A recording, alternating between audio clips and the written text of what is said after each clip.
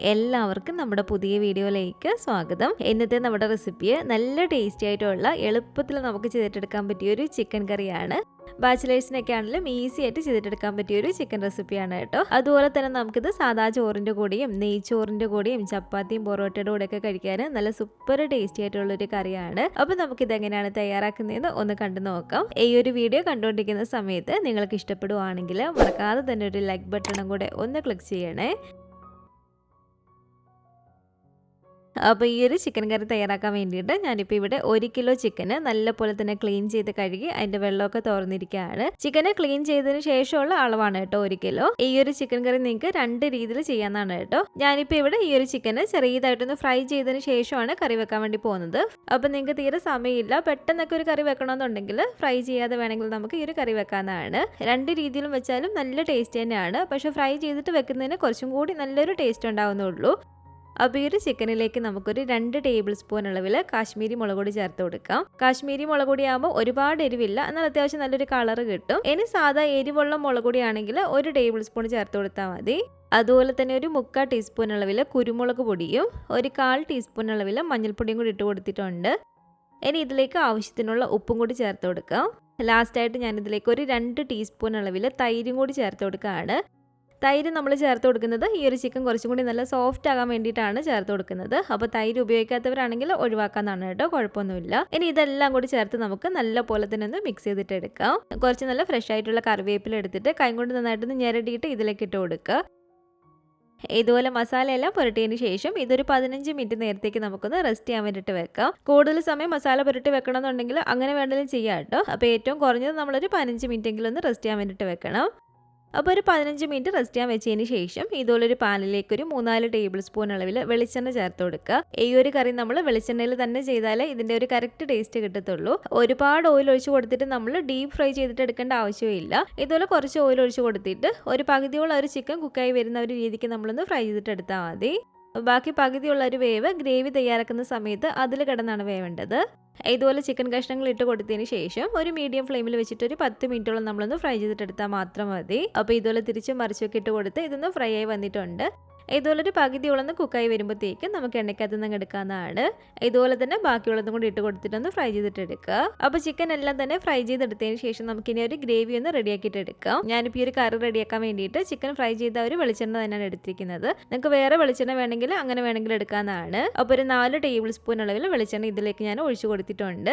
എണ്ണ നന്നായിട്ട് ചൂടായിട്ട് വരുന്ന ഈ ഒരു സമയത്ത് നമുക്കിതിലേക്ക് ചേർത്ത് കൊടുക്കേണ്ടത് ഇതൊരു 4 മീഡിയം വലിപ്പമുള്ള സവാള. ഇതുപോലെ ഈ ഒരു വലിപ്പത്തിൽ ഞാനൊന്ന് കട്ട് ചെയ്തിട്ടെടുത്താണ്. നീളത്തിൽ വേണമെങ്കിലും കട്ട് ചെയ്തിട്ട് എടുക്കാം. ഞാനിപ്പോൾ ഇതുപോലെ ചെറുതായിട്ട് കട്ട് ചെയ്തിട്ട് എടുത്തതേ ഉള്ളൂ. അപ്പോൾ ഒരു 4 മീഡിയം വലിപ്പമുള്ള സവാള ഇതുപോലെ ചെറുതായിട്ട് കട്ട് ചെയ്തിട്ട് ഇതിലേക്ക് ഇട്ട് കൊടുത്തിട്ടുണ്ട്. സവാള ഒന്ന് പെട്ടെന്ന് വഴണ്ടി കിട്ടാൻ വേണ്ടിയിട്ട് നമുക്കിതിലേക്ക് കുറച്ച് ഉപ്പും കൂടി ചേർത്ത് കൊടുക്കാം. ഉപ്പും കൂടി ചേർത്ത് കൊടുത്തിട്ട് നല്ല പോലെ തന്നെ നമ്മൾ ഈ ഒരു സവാള ഒന്ന് വഴറ്റിയിട്ടെടുക്കണേ. സവാള നമ്മൾ അത്യാവശ്യം നല്ല പോലെ തന്നെ വഴറ്റിയെടുത്താൽ മാത്രമേ ഈ ഒരു കറിക്ക് നല്ലൊരു ടേസ്റ്റും കിട്ടത്തുള്ളൂ. അപ്പോൾ ഒരു മീഡിയം ടു ലോ ഫ്ലെയിമിൽ വെച്ച് കൊടുത്ത് നല്ല പോലെ തന്നെ ഇളക്കി കൊടുത്തിട്ട് നമുക്ക് ഈ ഒരു സവാളയൊന്ന് വഴറ്റിയിട്ടെടുക്കാം. അപ്പോൾ ഇത് കണ്ടില്ല, ഇതുപോലെ നമ്മൾ കുറച്ച് സമയം ഒന്ന് ഇളക്കി കൊടുത്ത് സവാള ഇതുപോലെ ഈ ഒരു പരിവായിട്ട് വേണം നമ്മൾ വഴറ്റിയെടുക്കാൻ വേണ്ടിയിട്ട്. ഇതാണ് കേട്ടോ ഒരു സവാള വഴണ്ടി വരുന്ന ഒരു കറക്റ്റ് പാകം. സവാള ഇതുപോലെ വഴറ്റി ഈ ഒരു പാകമായിട്ട് വരുമ്പോഴത്തേക്കുമാണ് ഇനി നമുക്കിതിലേക്ക് ഇഞ്ചി വെളുത്തുള്ളി ചതച്ചത് ചേർത്ത് കൊടുക്കേണ്ടത്. ഇഞ്ചി വെളുത്തുള്ളി പേസ്റ്റ് വേണമെങ്കിലും ചേർത്ത് കൊടുക്കാം. ഇഞ്ചി വെളുത്തുള്ളി ചതച്ചത് ഞാനൊരു 2 ടേബിൾ സ്പൂൺ ഇതിലേക്ക് ഇട്ട് കൊടുക്കുകയാണ്. അതുപോലെ തന്നെ ഒരു 3 പച്ചമുളക് ഇതുപോലെ നടുക കീറിയതും കൂടി ഇട്ട് കൊടുത്തിട്ട് നന്നായിട്ട് നമുക്ക് ഇളക്കിയിട്ടെടുക്കാം. ഇഞ്ചിയുടെയും വെളുത്തുള്ളിയുടെ ഒക്കെ ഒരു പച്ച ചുവ നന്നായിട്ട് മാറി വരുന്നിടം വരെ ഇതുപോലെ ഇളക്കി കൊടുക്കുക. ഇതിലേക്ക് നമുക്ക് കുറച്ച് കറിവേപ്പിലയും കൂടി ഇട്ട് കൊടുത്തിട്ടൊന്ന് ഇളക്കിയിട്ടെടുക്കാം. ഇതുപോലെ ഒന്ന് ഇളക്കി ഇഞ്ചിയും വെളുത്തുള്ളിയുടെ ഒക്കെ ഒരു പച്ച ചുവയൊന്ന് മാറി വന്നതിന് ശേഷം ഇനി നമുക്കിതിലേക്ക് ആവശ്യത്തിനുള്ള പൊടികൾ ചേർത്ത് കൊടുക്കാം. ഇതിലേക്ക് ഞാൻ ഒരു 2 ടേബിൾ സ്പൂൺ അളവിൽ കാശ്മീരി മുളക് പൊടി ചേർത്ത് കൊടുക്കുകയാണ്. ഞാൻ ആദ്യം പറഞ്ഞ പോലെ തന്നെ കാശ്മീരി മുളക് പൊടി ആകുമ്പോൾ നമുക്ക് കറിക്ക് നല്ലൊരു കളർ കിട്ടും, എന്നാൽ ഒരുപാട് എരിവില്ല. അപ്പോൾ നിങ്ങൾക്ക് കുറച്ചും കൂടി നല്ല എരിവൊക്കെ വേണമെന്നുണ്ടെങ്കിൽ ഇതിൻ്റെ കൂടെ കുറച്ച് സാധാരണ നല്ല എരിവുള്ള മുളക് പൊടിയും കൂടി ചേർത്ത് കൊടുക്കാനാണ്. അതുപോലെ തന്നെ ഒരു 1.5 ടേബിൾ സ്പൂൺ അളവിൽ ചിക്കൻ മസാലയും കൂടി ചേർത്ത് കൊടുക്കുകയാണ്. ചിക്കൻ മസാലയ്ക്ക് പകരം നിങ്ങൾക്ക് ഗരം മസാല വേണമെങ്കിൽ ഇട്ട് കൊടുക്കാം. ഗരം മസാല ആണെങ്കിൽ 1.5 ടേബിൾ സ്പൂണിൻ്റെ ആവശ്യമില്ല. അതുപോലെ തന്നെ ഇനി നമുക്കിതിലേക്ക് 1 ടേബിൾ സ്പൂൺ അളവിൽ മല്ലിപ്പൊടി ഇട്ട് കൊടുക്കാം. ഇതൊരു 1/2 ടീസ്പൂൺ അളവിൽ പെരിഞ്ജീരകത്തിൻ്റെ പൊടിയാണ്, അതും കൂടി ഇട്ട് കൊടുത്തിട്ടുണ്ട്.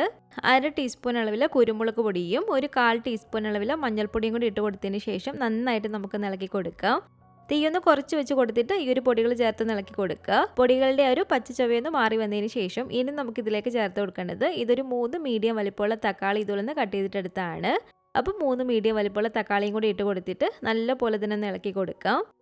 തക്കാളിയും ചേർത്ത് ഇതുപോലെ ഒരു 3-4 മിനിറ്റോളം ഇളക്കിയതിന് ശേഷം ഇതിലേക്ക് നമുക്ക് ഒരു 2-3 ടേബിൾ സ്പൂൺ അളവിൽ വളരെ കുറച്ച് മാത്രം ഇതുപോലെ വെള്ളം ചേർത്ത് കൊടുക്കുക. വെള്ളവും ചേർത്ത് ഇതുപോലെ ഇളക്കിയതിന് ശേഷം ഇനി നമുക്ക് മൂടി വെച്ചൊന്ന് അടച്ചു വെച്ച് കൊടുക്കാം. ഇങ്ങനെ ചെയ്യുമ്പോഴത്തേക്കും പെട്ടെന്ന് തന്നെ ഒരു തക്കാളി ഒന്ന് വാടി വന്നോളൂ. തീ കുറച്ച് വെച്ച് കൊടുത്തിട്ട് വേണം നമ്മൾ ഇതുപോലെ വെച്ച് കൊടുക്കാൻ വേണ്ടിയിട്ട്. അപ്പോൾ ഇതുപോലെ കുറച്ച് സമയം കഴിയുമ്പോഴത്തേക്കും നമ്മളൊന്ന് തുറന്ന് നോക്കുക. എന്നിട്ട് വീണ്ടും നന്നായിട്ട് ഇളക്കി കൊടുക്കുക. ഇതിൽ കിടന്ന് തക്കാളി നന്നായിട്ട് വഴണ്ടിയിട്ട് ഒന്ന് ഉടഞ്ഞു വരണം. അപ്പോൾ ഇതുപോലൊരു തവി വെച്ചിട്ട് നമ്മളൊന്ന് ഉടച്ചു കൊടുക്കുക. ഇതിലേക്ക് നമ്മൾ ഒരു സവാള വഴറ്റുന്ന ഒരു സമയത്ത് മാത്രമേ ഉപ്പ് ചേർത്ത് കൊടുത്തിട്ടുള്ളൂ.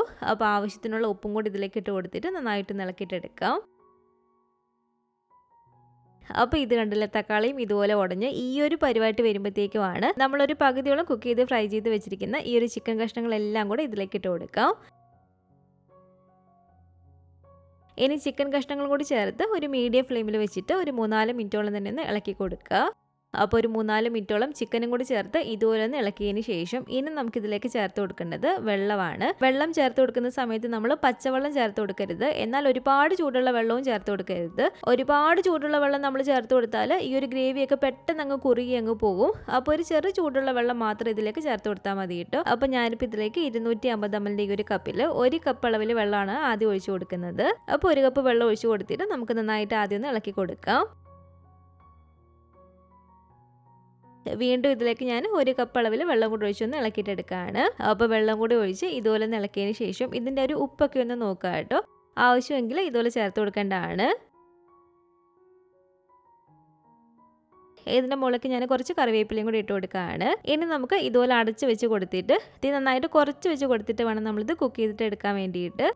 നമ്മളൊരു പകുതിയോളം ചിക്കൻ വേവിച്ചിട്ടെടുത്താണ്. അപ്പോൾ ഏകദേശം ഒരു 10-15 മിനിറ്റ് കൂടി മാത്രം ഒന്ന് കുക്ക് ചെയ്തിട്ട് എടുത്താൽ മതി.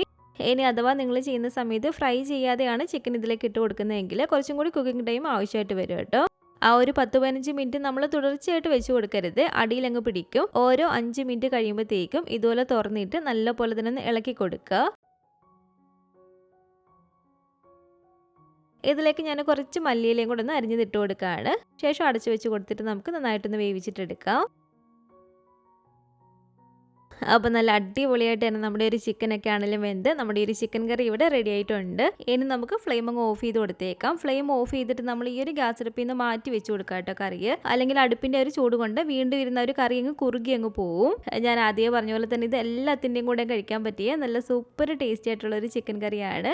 അപ്പോൾ ഇന്നത്തെ നമ്മുടെ ഈ ഒരു സിമ്പിൾ ആയിട്ടുള്ള ഈ ഒരു ചിക്കൻ കറിയുടെ റെസിപ്പി നിങ്ങൾക്ക് എല്ലാവർക്കും ഇഷ്ടപ്പെട്ടെന്ന് കരുതുന്നു. ഇതുപോലെ നിങ്ങൾ ട്രൈ ചെയ്ത് നോക്കിയിട്ടില്ലെങ്കിൽ ഒന്ന് ഉണ്ടാക്കി നോക്കുക കേട്ടോ. ഉണ്ടാക്കി നോക്കിയിട്ട് നിങ്ങളുടെ അഭിപ്രായങ്ങളൊക്കെ മറക്കാതെ തന്നെ നമ്മുടെ കമന്റ് ബോക്സിൽ വന്ന് അറിയിക്കുക. അതുപോലെ തന്നെ ഈ ഒരു വീഡിയോ ഇഷ്ടപ്പെട്ടെങ്കിൽ മറക്കാതെ തന്നെ ഒരു ലൈക്ക് ബട്ടണും കൂടെ ഒന്ന് ക്ലിക്ക് ചെയ്യുക. നിങ്ങളുടെ ഫാമിലി ഫ്രണ്ട്സും ഒക്കെ ആയിട്ട് നമ്മുടെ ഈ ഒരു വീഡിയോ ഒന്ന് ഷെയർ ചെയ്ത് കൊടുക്കുക. പുതിയതായിട്ട് ഈ ഒരു ചാനൽ ആരെങ്കിലും കാണുന്നുണ്ടെങ്കിൽ താഴെ കാണുന്ന റെഡ് സബ്സ്ക്രൈബ് ബട്ടണും കൂടെ ഒന്ന് പ്രസ് ചെയ്ത് സപ്പോർട്ട് ചെയ്യണേ. കൂട്ടത്തിലെ കാണുന്ന ബെല്ലൈക്കണും കൂടെ ക്ലിക്ക് ചെയ്ത് അതിൽ ഓൾ എന്ന ഓപ്ഷൻ തന്നെ കൊടുക്കുകയാണെങ്കിൽ ഞാൻ ഇടുന്ന പുതിയ പുതിയ റെസിപ്പികളൊക്കെ നിങ്ങൾക്ക് അപ്പം തന്നെ നോട്ടിഫിക്കേഷനായിട്ട് കിട്ടുന്നതായിരിക്കും. ഇൻഷാ അല്ലാഹ് വീണ്ടും നമുക്കിതുപോലെ നല്ലൊരു റെസിപ്പിയായിട്ട് കാണാം.